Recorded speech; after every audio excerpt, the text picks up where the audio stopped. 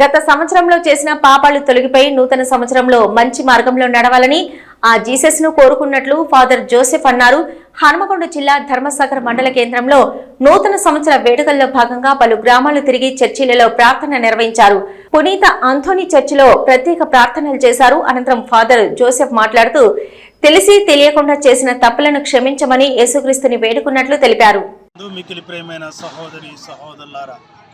యావే మేము దీవించి ఆశీర్వదించుదురుగాక. గత సంవత్సరం 2024 మనం స్వస్తి పలుకుతూ 2025 సంవత్సరాన్ని మనం సంతోషంగా ఆనందముగా మనం ఆహ్వానించుకున్నాము. పునీత ఆంథోనీ వారి చర్చ్ ధర్మసాగర్ విచారణలోని ప్రతి గ్రామాన్ని దర్శించి ప్రార్థించడం జరిగింది. దేవుని యొక్క ఆశీస్సులను అందించడం జరిగింది.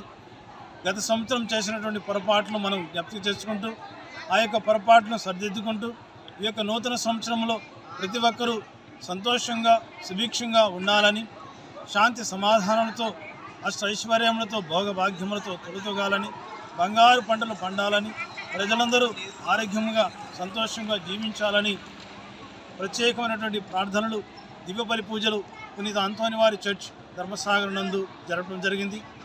వేలాదిగా భక్తులు పాల్గొని దేవుని యొక్క దీవెనలు పొందుకున్నారు. దేవుని యొక్క ఆశీర్వాదములు వారు మరి పొందుకుంటూ జరిగినది.